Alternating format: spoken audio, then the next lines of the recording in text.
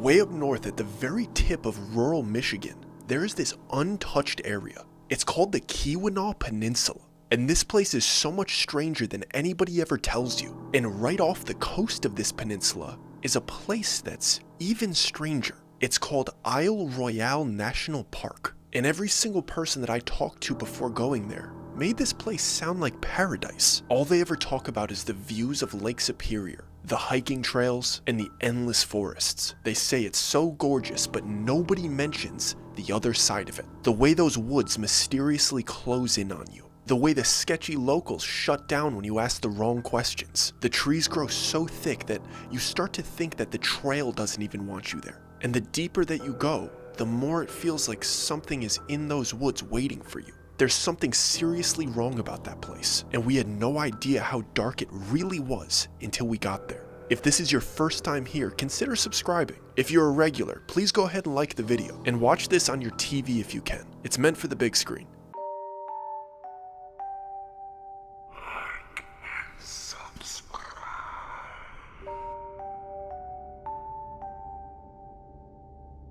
My wife and I had built this trip up in our heads for years. We'd been dreaming about visiting this place for so long that it probably wouldn't have even been able to live up to the hype. But we were gonna go anyway. We planned it for months. We got all of our tickets set, we had our itinerary locked in, and we both had basically memorized the path that we were gonna follow. So let me get you up to speed really quick. We had to fly in to Michigan, specifically the part that's north of Wisconsin. It's not connected to the mainland of Michigan. And we had to go to this town called Houghton. We actually technically stayed in Hancock, which is in the Keweenaw Peninsula of Michigan, but it didn't really matter because they're right across a canal from each other. And the float plane that we were taking to Isle Royale took off from that canal. So we drive into Hancock the day before our flight, and we're spending the time walking around talking to the locals, asking anybody we can if they've been to Isle Royale before. It's always good to get the locals' opinion before you go to a place like that, to see if they could give you any tips, things that you definitely want to check out, things that you might want to avoid. And when we were asking them about the Keweenaw Peninsula, because we were planning on staying there for a few days after before we went home, they had all the suggestions in the world. They told us exactly what we should and shouldn't do, and they were so nice and optimistic and generous with their time and with their suggestions. But the second we brought up Isle Royale and the fact that we were flying there the very next morning, almost every single person we talked to got quiet, and they would say things like, "I don't know much about it. We don't go there very often." Multiple locals froze up and basically told us that the people that live here don't take trips there. And at the time, we chalked it up to people not knowing how good they had it. They're used to forest and greenery and Lake Superior, so they don't know what the hype is about. And we brushed it off, and we got onto that float plane the very next day. And let me tell you, that flight over Lake Superior is absolutely immaculate. The float planes are a little bit rocky, especially the winds up there, but it's much better than taking the 3-hour ferry. We were there very quickly. We had a pretty rocky landing. It was our first time on a float plane, so we didn't know what to expect. But before you know it, we're on Isle Royale, and we're looking around, and it's living up to the hype initially. Even though it's an island, this place looks endless. And I'm not gonna pretend like the hike that we planned was super easy. We landed right near Rock Harbor, which is on the far east side of Isle Royale. We planned on hiking the Greenstone Ridge Trail pretty much all the way through until we got to Wendigo, which is on the far west side of the island. And this would take multiple days. This is not an easy hike. So we were prepared for that. We weren't going to go onto this hike immediately. We were staying overnight at the Rock Harbor campgrounds, and we were going to trek out in the morning with the rest of the people that arrived that day. There wasn't so many, but there was a decent amount because Isle Royale is one of the least visited national parks in the entire country. So we get off this plane and we're wandering around. We have to check in with the people that are there to show them our reservations and things of that nature. But once we get the boring stuff done, we want to start talking to some people. And the first guy that we see is a man that's fishing right off the edge of where everybody's staying. And he's hooting and hollering. He's catching some trout. We could feel how much fun this dude is having. So naturally I approach him, we start talking to him, and he lives up to the hype. I had never met somebody who is so in love with the outdoors. Like, his enthusiasm to be here was inspiring. He's just catching some fish by himself, and he plans on staying here for an entire week, and he's doing the same through trail hike that we are. And the energy that he was giving off excited us even more, because he had been here plenty of times. But for him to be this excited made us feel like we should be even more excited than him because it's our first time. So naturally, we ask him, what should we do? It is our first time here, after talking for about 20 minutes, building up a little good friendship. And before we part ways, he tells us that we should check out the Museum. of pathology that's right near here. And he didn't want to give us any more details. He's just like, you should probably see that before you head out. And we told him that we would probably see him tomorrow or at the campgrounds tonight. And he basically said, maybe, but it was great meeting you if we don't, because he was solo traveling. He was out here to enjoy himself by himself. He wasn't trying to attach himself to anybody else's trip. He was really here alone. So we respected that and we left him alone and we went to the Museum of Pathology. It wasn't very far, it's right near that Rock Harbor area. So we get up to this thing and I think my eyes are deceiving me as we're entering this clearing. And I'm not exaggerating one bit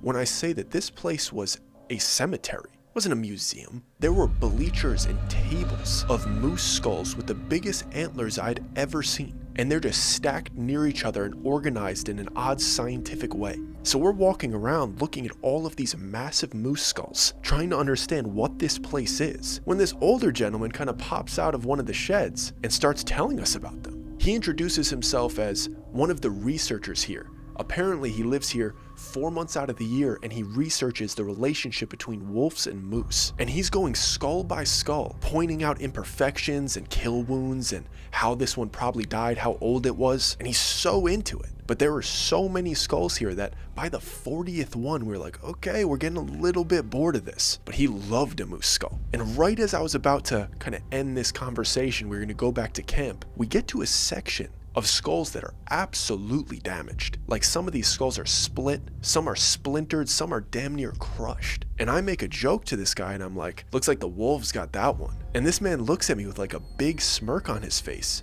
as if he really wanted to tell me something. As if I pushed one of his buttons like, that's a question that I love. And he goes, no, no, no. The ones that were killed by wolves are over here. You see like the gnawing and the chewing?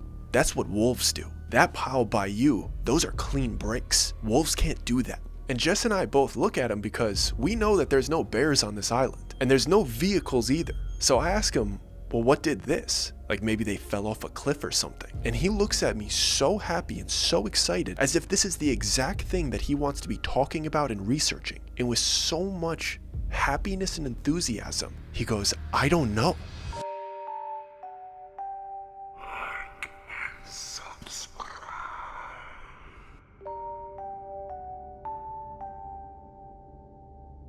I tried to have fun the rest of that night. I tried to be excited about the upcoming hike that we had the very next morning, but I couldn't get that moment out of my head. What do you mean you don't know what happened to those moose? You're telling me you just found them on this island with a bunch of clean breaks in their skeleton, and you've ruled out all of the wolves here, as if there's something else on this island that's capable of breaking a moose arm? But then it hit me right before I fell asleep. You know what could break a moose arm? Another moose. And every single skeleton that was there was like a bull moose. They're constantly fighting each other. So what initially spooked me, I immediately started laughing off as I dozed off to sleep, ready for this incredible hike that we had ahead. We wake up the next morning, we triple check our backpacks, we make sure we have all the supplies that we need. We let a couple people leave before us, a couple groups. We wanted to head out about the middle of the pack. That way people weren't constantly coming up behind us and pushing our pace, but we also knew if we heard people behind us, we had to pick up our pace a little bit. And people are very courteous of each other. They give each other a 10-20 minute head start to make sure you're not on top of each other, because everyone is there for a little bit of isolation for the nature, not to do this massive group hike. So when we feel like it's finally our turn, nobody seems itchy to get out there, we're like, hey, we might as well start this, and we get moving. And that initial hike from Rock Harbor to the first campsite stop at Hatchet Lake is very long. Like, we knew we had a very long day ahead of us, but our legs are fresh. It's day one, we're ready to go. This is the day that we should really push the pace so we could really enjoy the second half of this hike. So we're doing our absolute best and we're taking in the nature of this place. 1 hour passes, we're a couple miles in. 2 hours pass, we stop and have a snack. And at that point, we're really in the thick of this first stretch. And we realized the reason not many people visit this place. In fact, there was a couple reasons. It was way denser than we thought it was going to be, and the trail was way more wet than we thought it was going to be. We tried to get really good conditions, but the weather there is very unpredictable, and the ground holds a lot of moisture, so we were pretty much walking in mud the entire time.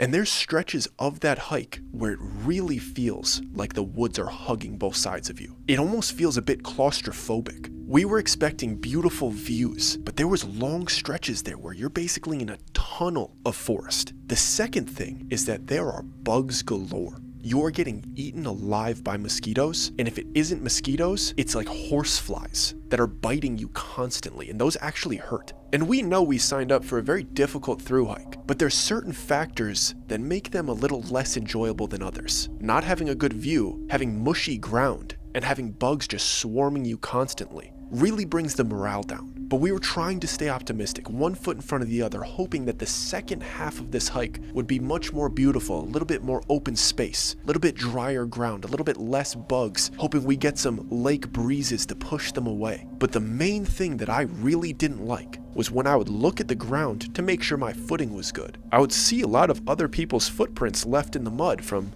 the hikers that were in front of us that left before us. But almost every single time I looked down, there was as many wolf prints as there was human footprints, as if there were wolves constantly crossing this trail and even using it. I would say for every 3 human footprints, there were 2 wolf prints. And for every 2 wolf prints, there was 1 moose print. And they were all fresh. So on top of the weather and the bugs and the claustrophobic forest, we were surrounded by massive mammals and countless wolves. And you would see a moose here and there. You wouldn't see bucks as much, but moose are so big that you could see them from pretty far away. But we weren't seeing any wolves, but I can almost guarantee you that a lot of wolves saw us. So we're doing our best to stay positive, stay hydrated, and keep our bodies moving forward, because we've started this thing. The only thing that we can do is finish it. But eventually the ground is getting muddier, we're getting sweatier, it's humid, and we have to take a significant break way earlier than we thought we were going to have to. So Jess and I sit down, we're chugging some water with some electrolyte packets, we're swatting away flies and mosquitoes. We're looking at each other like we might have bitten off more than we could chew here. And we were actually having discussions about heading back. And so we started looking at the map and we kind of got a gauge of where we were. And we knew that we were closer to Hatchet Lake at that point than we were to Rock Harbor. So we thought if we just get a good night's sleep, a good dinner, and maybe the weather's going to be better tomorrow, it's more worth it to keep going than it is to go back. And for the first time that day, we heard somebody catching up behind us, which made sense because we slowed down and we stopped. And when we initially heard it, it just sounds like a couple people talking to each other, a couple people shouting. But as it got closer, it didn't sound like they were having a good time. It sounded as if somebody was kind of shouting for help. Not directly screaming help me, but shouting in a way that this is somebody that is in need of some assistance. There's a little bit of panic in their voice. So we stand up to show ourselves in the middle of the trail, and we see somebody finally come around the bend. And it's our buddy, the fisherman. And initially I'm excited to see him because I'm like, oh, he's just enthusiastic and loud and hooting and hollering like he was doing when he was catching fish. But once the light comes through the canopy of the forest and illuminates his face a little bit, I see that it is concern. But this is our buddy. We had a good time with him. If he needs help, we're gonna help him. And he is speed walking and he's looking over his shoulders as if he is in a pure panic. And he's not shouting help, but he's shouting. Almost as if he's getting jump scared every 5 to 10 seconds. And he's so concerned about what's behind him, he doesn't even see that we're in front of him. Until he gets within like 5 feet of us and I'm like, hey buddy, hey, are you okay? And this man whips his head towards us, looks at me, kind of shuffles around me, and hides behind us like we're his parents and he's a little kid that's scared of something. So we initially look in the direction that he's looking to see if anything's approaching us, assuming a pack of wolves is about to emerge from the forest, or some massive moose that's protecting its young. But we see absolutely nothing. We're just looking into the dense forest, no movement, no sounds, no person approaching, no animal approaching. But he's peeking over our shoulders and like pointing and saying, it's right there, don't you see it, it's right there. But we're not seeing anything, there's nothing there. So we turn towards him and we're like, dude, are you okay? And he starts rambling, saying that once he was a mile into the forest, he started hearing it behind him and saying things like it's been following him this whole time, but he can't go back in that direction. He has to keep going this way. And this was super concerning because, like I told you about this guy, he loved nature. I'd never seen somebody having such a good time. So my initial thought in that moment that I kind of feel bad about is like, is this guy bipolar? Were we seeing him at his highest point, but now we're seeing him at his lowest point and he just flips between these two completely different personalities? Because he wasn't making sense. There was nothing behind him. We were standing there for like 5 minutes and there was no sign of anything. And I'm not going to pretend like I didn't take him seriously. We both did. When you're in the middle of a national park and somebody's like, there's something in the woods, you listen to them. Otherwise, you're just an idiot. You might as well be asking to get mauled by wolves. So we took it very serious. We stayed there. We checked the entire area. We asked him follow-up questions. We all had weapons with us. We took all of the precautions that we needed to. But after 15 minutes pass, we're like, hey man, we don't think there's anything here, but you can absolutely hike with us if you're still shaken up. Thinking that our presence and moving down the trail together will make him feel a little bit better. And initially he's shaking his head like, yeah, I would really like that. Thank you guys so much. But as we start moving and I'm trying to talk to him normal, he's still looking over his shoulders. He hasn't shaken it off. And I'm trying to look over with him, but I'm not picking up anything. I'm not hearing anything. I'm not seeing anything. He's freaking me out at this point. And I'm shooting looks at Jess and she's picking up the same thing about him. She's like, it's him that's weird. There's something off with him because he shouldn't be this paranoid. But we're doing our best to give him a pep talk, but he's not hearing it. We're trying to talk to him, trying to ask him happier questions, but he's completely ignoring them, only talking about what's behind us. And eventually I'm like, dude, we're walking away from it. If you saw something, it was miles back. We gave this guy a chance to come around. But eventually, when we start getting a little bit tired, our pace is slowing. Like I said, the ground was very muddy. He's running off adrenaline and fear, so his pace is picking up. And us trying to speak to him the whole time and calm him down is making us even more tired, so our pace is slowing down and his is picking up. And a few times we asked him to slow down, but he wasn't hearing us. He's 10 feet ahead of us.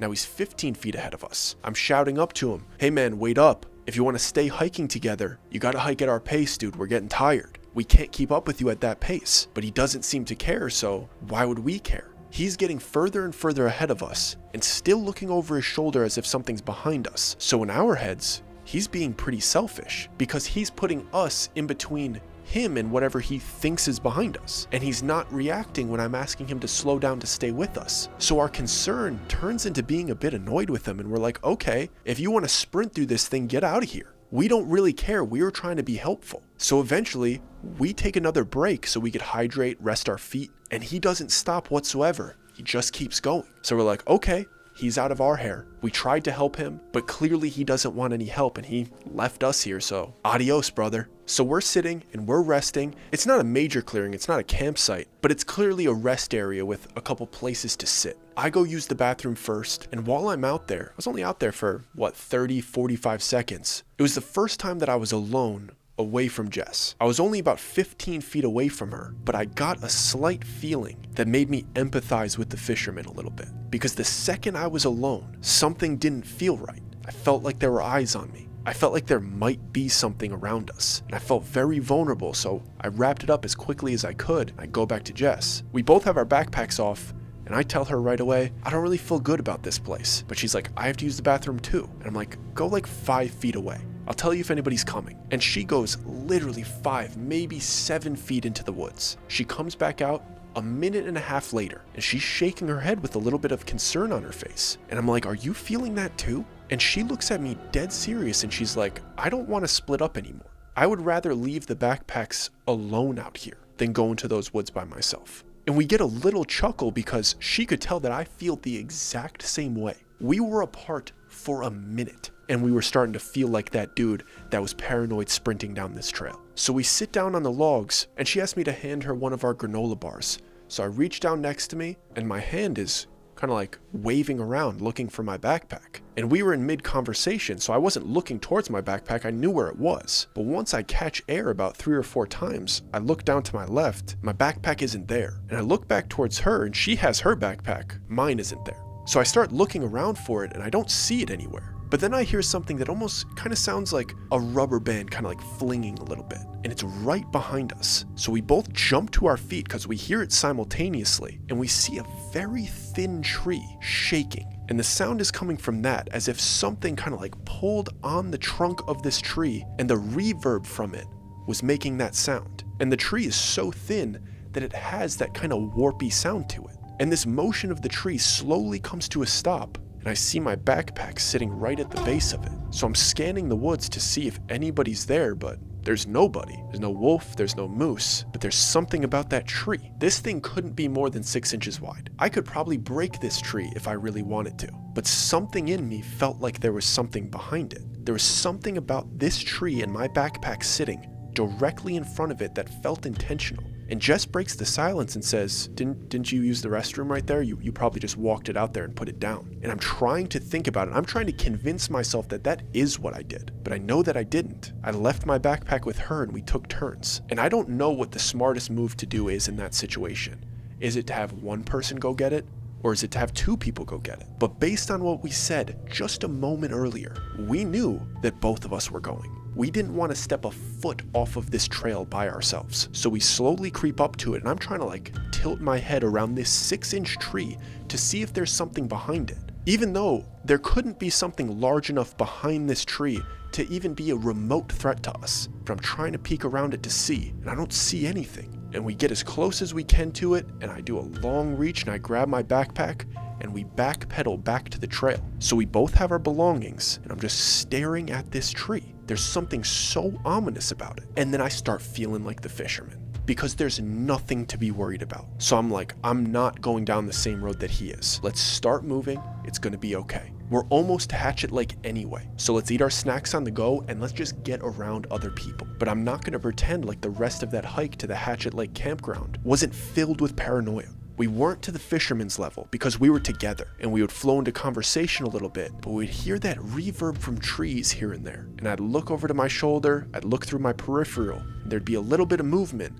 but I would never see anything. And I'm trying to not act like the fisherman, just constantly looking over my shoulder. So once I didn't see anything for the first 10 or 15 times, I was like, I'm not gonna look as much. Only at the really loud ones, because I'm not just gonna completely ignore it. But we were together, we were keeping our composure, and we eventually made it to the Hatchet Lake campgrounds. And there was a good amount of people there. There was a couple people that already had set up camp, and the second we were around other people, we immediately felt better. We didn't feel so much better about this place in general. The paranoia just kind of fell off. And most of the people were very nice. They were kind of pointing us towards which campsites and clearings were open. So we're like, okay, we know exactly where to go. But everybody's minding their own business. Except for one guy. There was one dude wandering the camp area, asking everybody little questions. And he had a little notepad and he was just taking notes. And once we got close to him, I realized that he probably like kind of works here, because he was wearing the same uniform that the researcher at the Museum of Pathology was wearing, but he was way younger. So I go up to him and his energy's pretty high, and he starts rattling off questions to me. None of them really made sense or had any relevance, but I just answered a few and he very enthusiastically wrote it down in his notepad,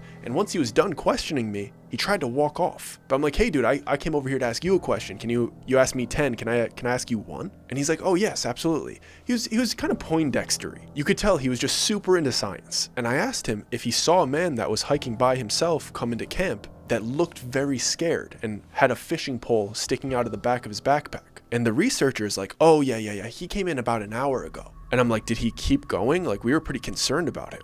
And he's like, no, he went down to the lake. We think he went to go fish. He came in acting a little bit crazy though, right? And I try to make him take it a little bit more seriously, because I'm like, dude, we were actually pretty concerned about him. Did anybody go check on him? And he's like, no, everybody's resting, but you guys could go check on him. Like, okay, I guess it's only up to us. So we put some of our stuff down, we set up our tent, and we walk down to Hatchet Lake as quickly as we can. And as we're coming down to this trail that opens up into Hatchet Lake, that, to be honest, is not nearly as beautiful as we thought it was going to be. And I only say that because it looked more like a marsh than it did a lake. We see the fisherman sitting on his butt in about 2 feet of water, surrounded by the tall grass that's coming out of the water, and surrounded by green algae and toads. And he's just sitting there blankly with his backpack on. He doesn't even have his fishing rod out. So we're calling over to him because I don't want to step in this algae-filled water. They had warned us about this water, that the algae could be poisonous, so I don't even want to step in it. You're not even supposed to swim in here. He's just sitting in the water, kind of hugging himself, shaking his head repeatedly, like he's dealing with some level of trauma and he's in shock. And he's completely unresponsive. He is not answering me. And he's in some of the most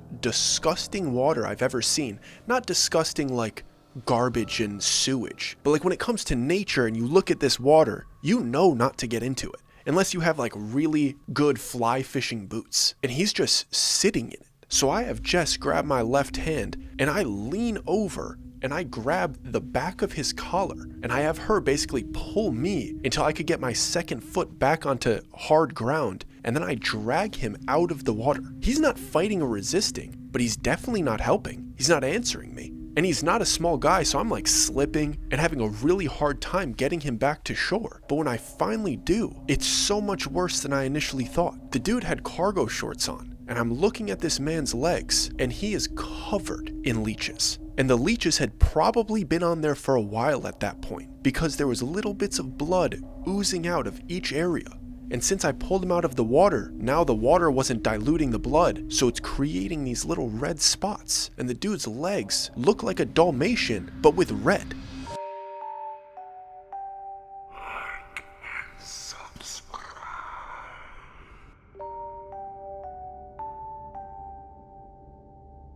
We're standing over this full-grown man who's now laying on his back with his hands up near his chest as if he's pretending to be a T-Rex, not moving whatsoever. His arms were initially crossed before I dragged him out of the water, and they just kind of naturally fell into this T-Rex position. And from the moment I stopped dragging him, he stopped moving. So we're looking down at him. His eyes are just shooting around, but he's not saying a word or making a sound. And every square inch of his legs have a squirmy leech literally eating his flesh, but he's not reacting to it whatsoever. And I've never had a leech attached to me, but I can only assume that it feels like a pin or like getting stung by a bee. So his lack of reaction to what's going on in the lower half of his body is making us freak out. Not only that, I'm not touching these things. Initially, we both tried to help him, like, are we going to try to wipe them off or push them away with a stick? Or are we going to pluck them one by one? None of it was a good option. So we're just kind of shuffling around this guy, not knowing what to do.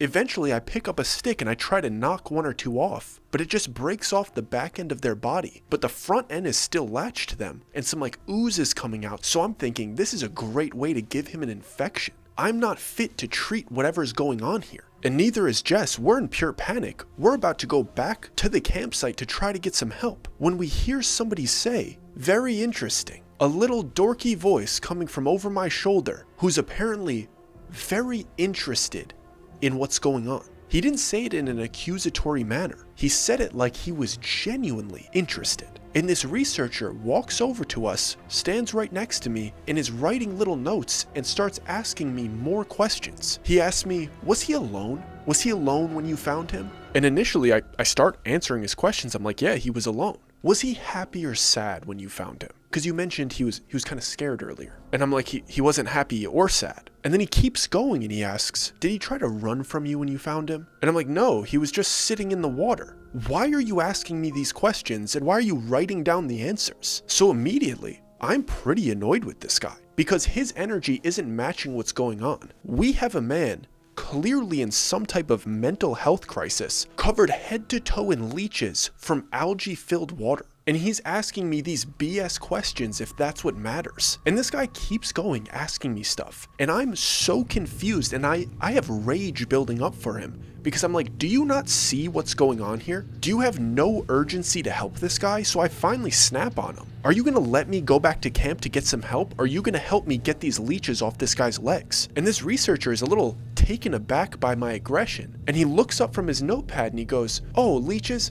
Don't worry about that. He kind of brushes off my aggravation with him. And he takes off his backpack super calmly. I'm ready to storm off and to get somebody that could actually help us.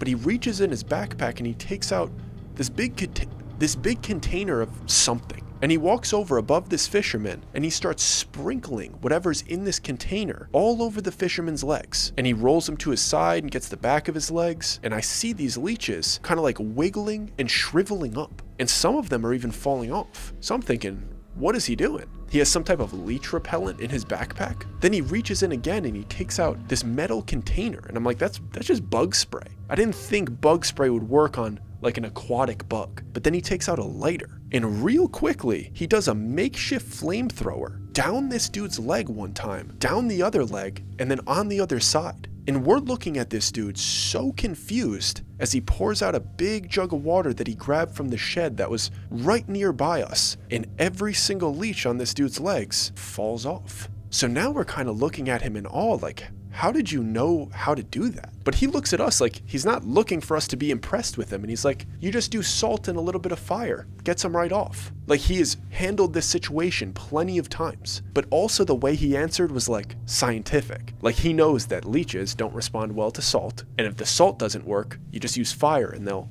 let go themselves. And then all you got to do is pour water off. It was one of those things where he had a scientific understanding of how these leeches operate. So he knew a 3-step process that was almost effortless. And that's why he wasn't concerned with the situation, because he's like, I'll handle that whenever I need to. And this was initially very relieving because he handled the situation like an absolute pro. So we're like, oh, he's going to know what to do next. Like, what's wrong with this guy? Or he's going to know who to call. But then this researcher just goes right back to these very odd questions. He's trying to ask the dude some questions. He's unresponsive, but he starts asking us more follow-up questions while he's observing the state that this man is in. And they're not health questions like if a doctor was here trying to figure out what was wrong with him, like how can he help? It was more scientific, like an experiment. Like he was observing what this man was going through and just recording it, but had no intention of resolving it. It was a bizarre way to treat a man that was clearly in shock in the middle of a national park. It felt inhumane to me. And even though he effortlessly removed the leeches from this man's legs, it still made me aggravated with him, because I'm like, you're not treating this dude with humanity. You're treating him like a science project. So I try to butt back in and I'm like, I'm going to get him back to camp and I'm going to see who else can help. And that's when the researcher kind of put his foot down with me. And even in his dorky demeanor, I could tell that he meant it. And he's like, you're not taking him back to that campsite. You're going to put all of them into danger. And this was the first thing that he said that made me more interested in talking to him. Everything else was an annoying question, but he clearly knew something. So now it's time for some of my questions. I just didn't have a notepad with me. And I start off by saying, what do you mean I'm going to put everybody there in danger? This dude needs help. And he immediately gets dismissive. And he goes, you guys can move on. I'll handle it from here. And Jess and I both really don't like that, because he's not helping him. And he's telling us to leave. Like, what other experiments are you going to put this guy through? It's not like this guy was our best friend. He's not my childhood homie. But he was really nice to us when we met him. And we're not just going to leave him here on the edge of this leech-filled lake with this weird emotionalist researcher. So I decide that I'm going to pick him up, or I'm going to drag him back to this campsite. So when I take a couple steps forward and I put my hands on him, the researcher puts his hand on my arm. And he looks at me in like a really sincere way. Almost how a doctor would look at somebody that they were telling their loved one was about to pass away. And he says, there's nothing you could do for him anymore. He's already been marked. And I immediately take that man's hand off my wrist and I stand up looking directly in his face and I say, if you want me to leave him here with you, you need to explain to me exactly what you just meant. This young researcher was not confrontational, but I was being confrontational. He knew that he had to fess up a little information to get me to comply. So he took a few steps back to try to de-escalate the situation, and he took a deep breath and he looked at Jess and I and he said, I've been here a lot longer than you two. This is my 3rd year out here. And then he pointed at something in the distance and we could see the top of some type of structure a few miles away, like up on a hill. And he's like, that's where I stay, right at that watchtower. My job was to come here and research the relationship between the wolves and the moose. My only job is to observe. I thought I was only going to be here for 1 summer, but within the first month I knew that this was the only place in the country that I wanted to research, because I knew almost immediately that wolves weren't the only thing that were hunting on this island. And he gestures to the fisherman that's still laying on the ground, borderline paralyzed in front of us. And he goes, I've seen this a few times. It's not often people hike this thing alone. And it doesn't like groups of people. It'll only go after solo travelers. And I'm trying to take in all of this information, trying to understand what he's trying to tell me. And luckily, Jess chimes in and really innocently says, what do you mean it? Because the information that he was giving us was implying something very sinister. And he looks around a little bit nervous, but he looks down to the fisherman that's on the ground, looks back at us, and it was as if he was trying to make a calculated decision. And he definitely was, because he said, I'm only going to tell you guys because you've seen it. And I'm going to ask you to not tell the rest of the people that are here. They're all in groups. They're going to be okay. I've been studying this thing for a few years. I call it the hide behind. And when it marks somebody like this, they never make it off the island. Look at him. He's not even in control anymore. All it's going to do is try to use him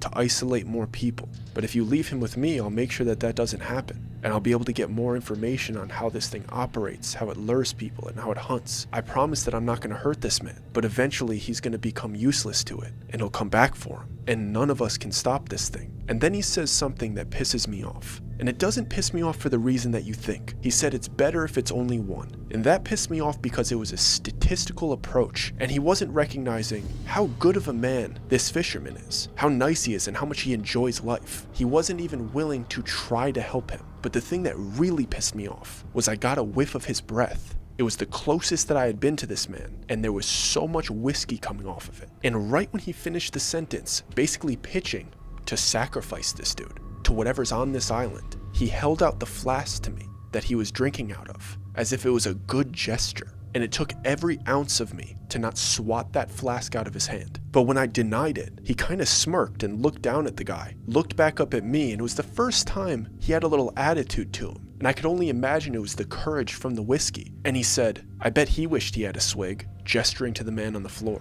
"And you're gonna wish you did too."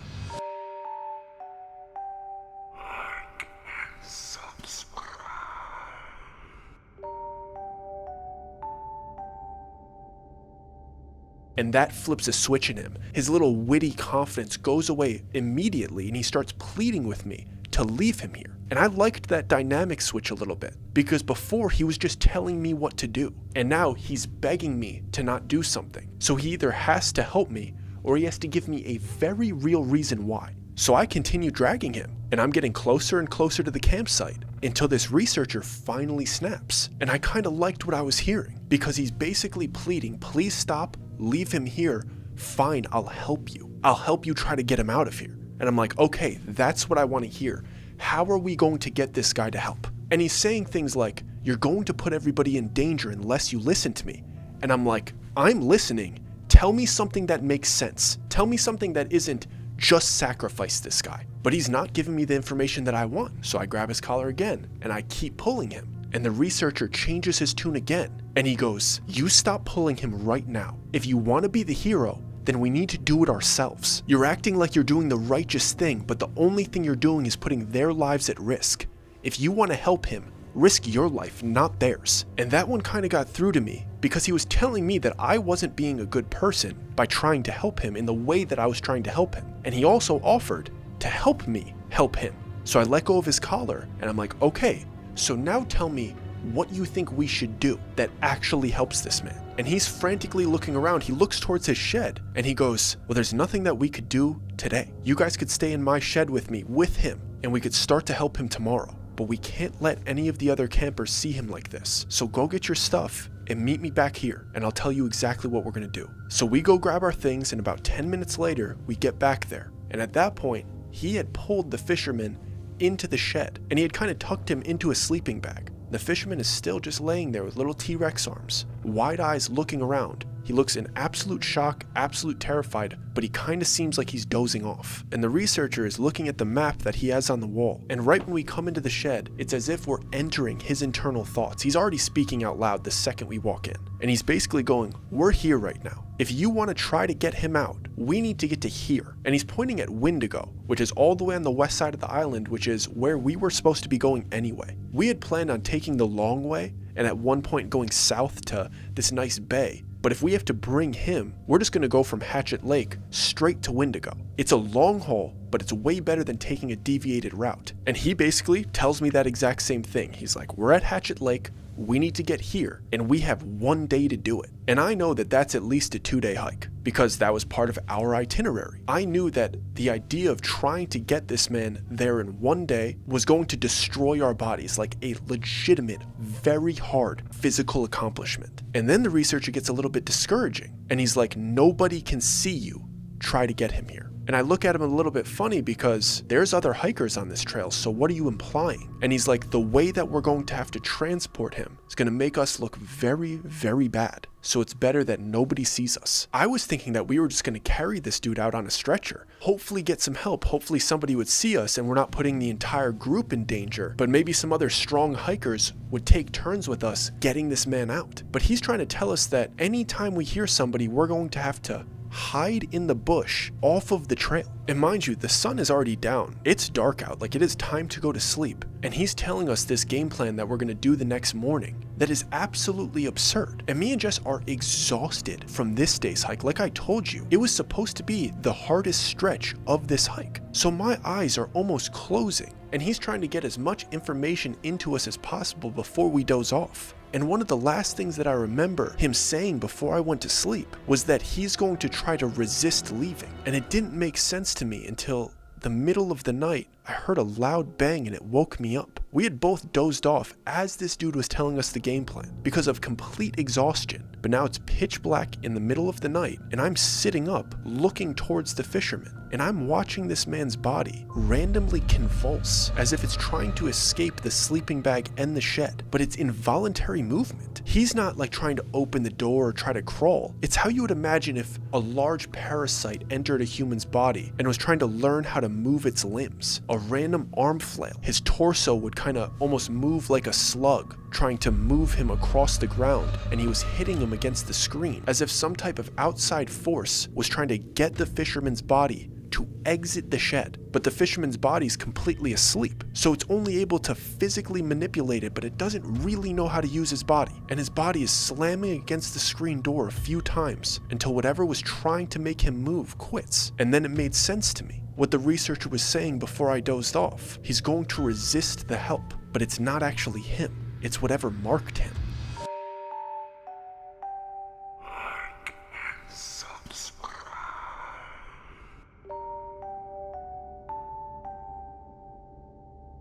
I wake up the next morning from one of the worst sleeps of my entire life. That incredibly tedious hike that we did, mixed with the trauma of finding that man with the leeches and him slamming his head against the screen door all night. And I look at Jess and I'm like, are we gonna do this? And she feels as guilty as I do. She feels completely responsible for this man because we found him in this state. And we were also the only ones that were talking to him. Like this guy was our buddy here. But what we also realized was that we hadn't sat up. We were sleeping right next to each other in our sleeping bags, facing each other, only looking at each other's faces. So when we sat up in this cabin shed thing and looked over to where the researcher was supposed to be sleeping and where we knew the fisherman was sleeping, it was empty. And we both immediately panicked because we think the worst. The researcher got this guy out of here and has isolated him somewhere. Maybe he went to the tower that he does his watching from. So we both jump out of our sleeping bags, leave the shed, and we're looking around. And we don't hear anything and we don't see anything. So I start to circle around the shed, and then I see something that my mind doesn't initially comprehend. I don't know what I'm looking at. I see feet, and I see this red cylinder, and I'm trying to comprehend what it is, and I see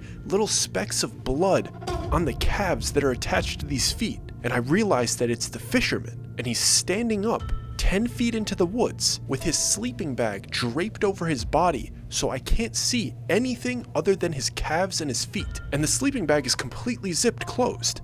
So he looks like a little red tube standing ominously in the woods. This is the first time that I've seen the fisherman standing since we found him in the lake the day before. And there's something so off-putting about a man wearing a sleeping bag looking like a inflatable tube man, bright red in the middle of a green forest. And I think that he's gonna start sprinting at me or sprinting off into the woods until the researcher pops out from behind him and is just like, "Good morning," as if it is totally normal.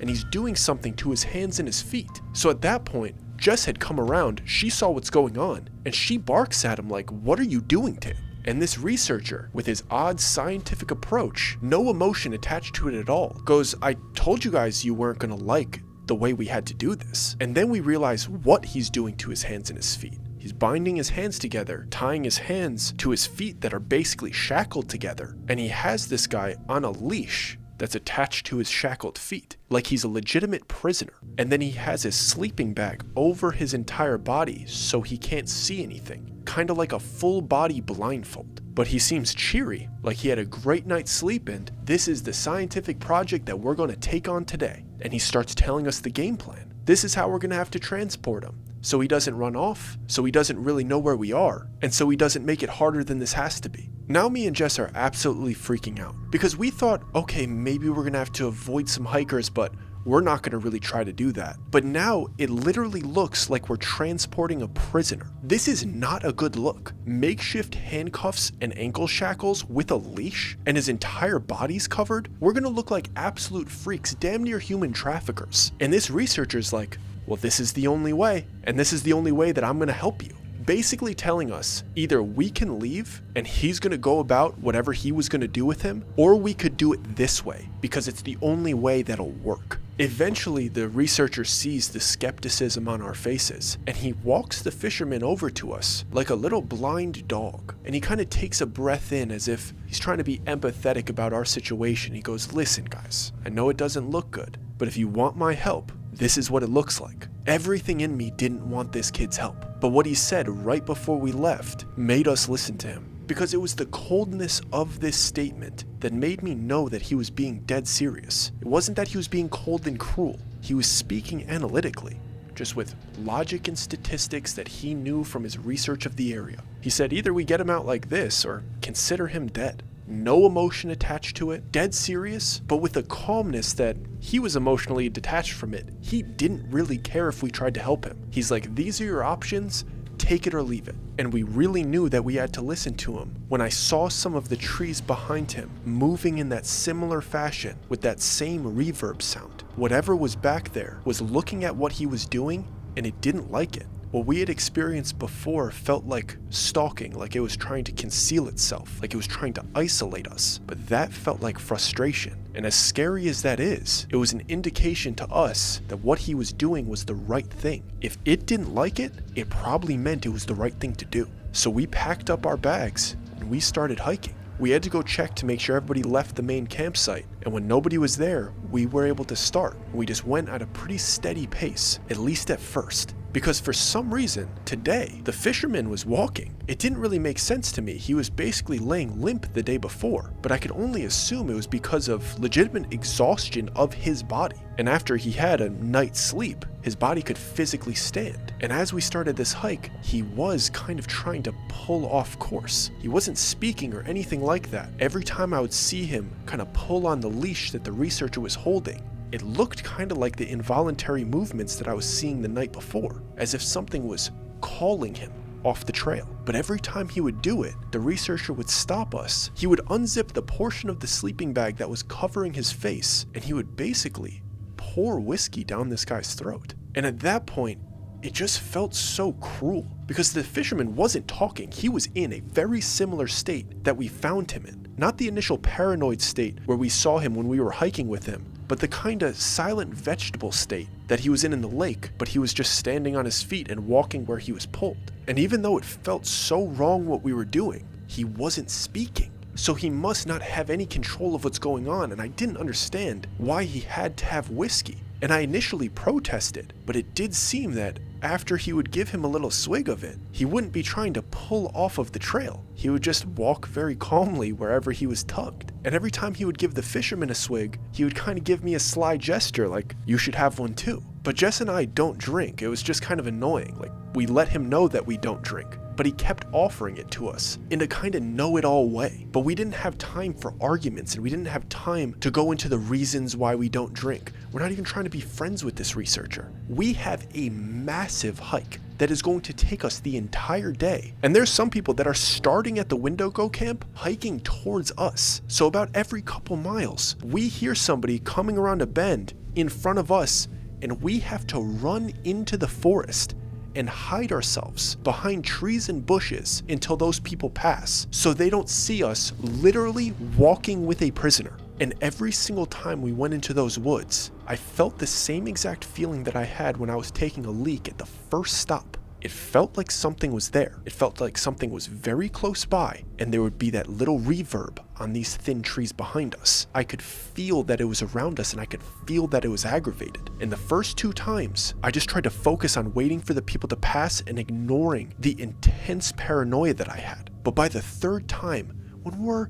maybe halfway through this extended hike, we're sitting in this bush, letting this group of very jolly hikers pass us, and the researcher's directly to my left, and Jess is directly to my right. We're pressed up against each other, and we have the fisherman laying on the ground in front of us because we all have to hold him down. because he likes to wiggle when people are walking near us. He also liked to wiggle a little bit more when we were off trail and we could feel this thing kind of honing in on us. Felt as if it had a little bit more control over him. So we all had to manually hold him down. And the researcher whispered in my left ear, "Do you want to see it?" And before I even had a chance to answer him, he's holding up a mirror in front of us, and I could see my left eye and his right eye, and I could see the forest directly in between us, right behind us. And I see it right away. I see a very similar, thin tree moving very slightly, as if there's something behind it. But we're not looking behind us.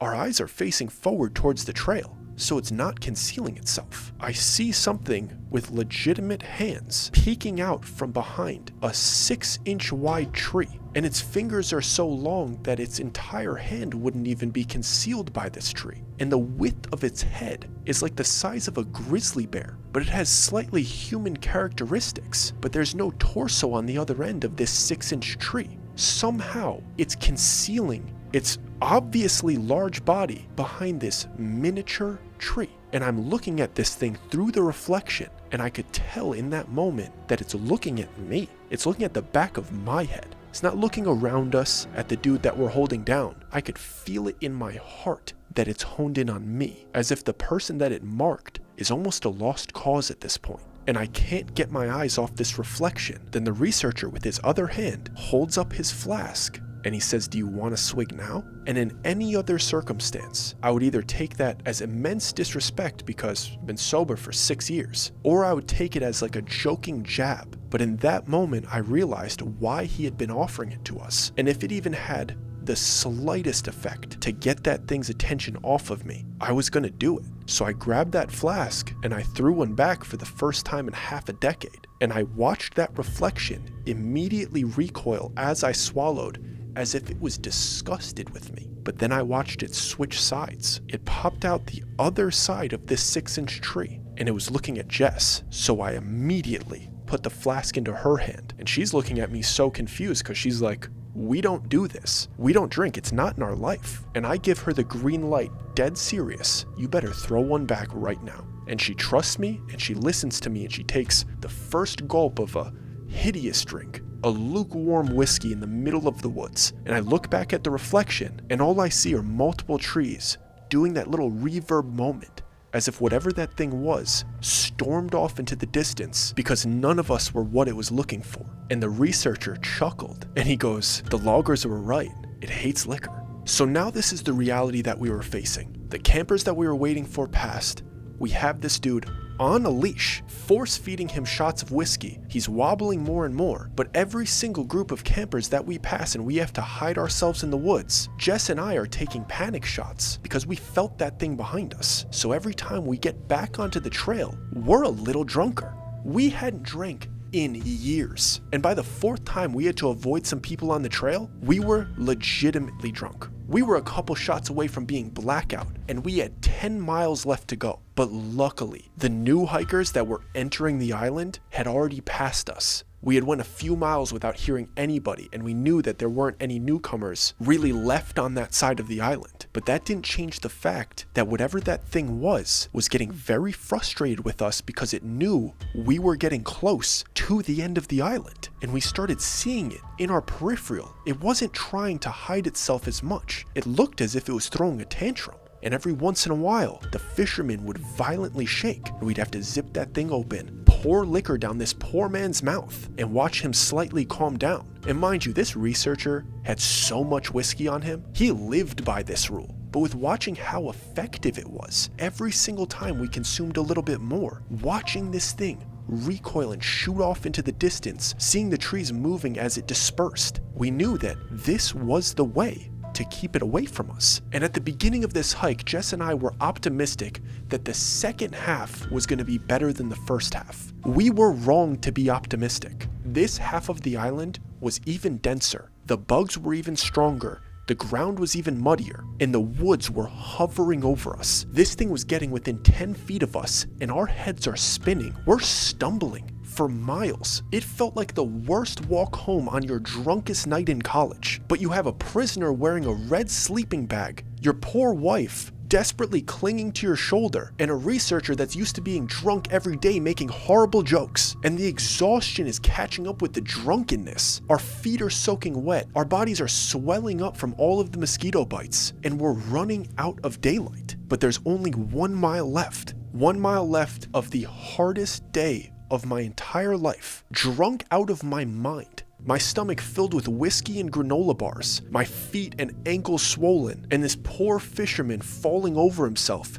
At this point, his sleeping bag was covered in mud from how many times he fell over. And we see the opening to the Wendigo campground, right where a float plane would be waiting for us. Our scheduled one was 2 days before, but we were willing to pay whatever it took for an emergency flight out. And we see the opening, and we hear the thing shrieking, throwing an absolute tantrum, trying to get the fisherman to pull away from us, and it was like its last-ditch effort right at the edge of the tree line, and the fisherman tries to sprint off in the direction where we know this thing is, and we're basically in a tug of war with whatever control it had over this man, and we all have our hands on this makeshift leash, and we're backpedaling, again, drunk out of our minds, pulling this man who has this mud-covered red tube over his entire body, and he's shaking violently until we finally get him past the tree line, and he finally calms down, and he's just standing there like a good little drone, waddling along with us. And we stand up and look back towards the forest. Then we look towards the Wendigo camp. We see a float plane in the distance, and I start trying to figure out how I'm going to explain what is going on here.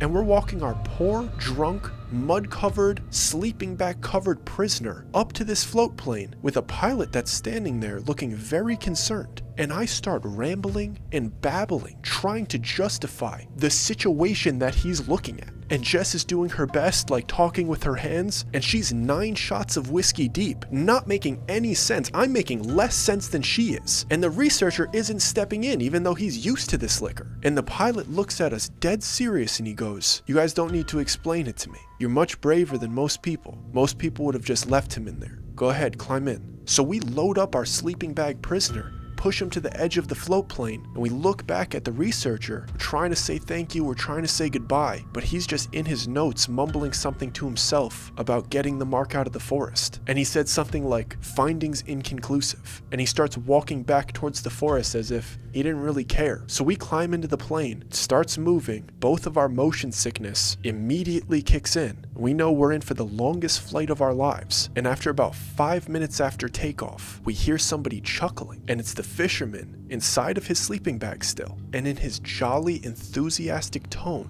he goes, "Haha, I feel kinda drunk."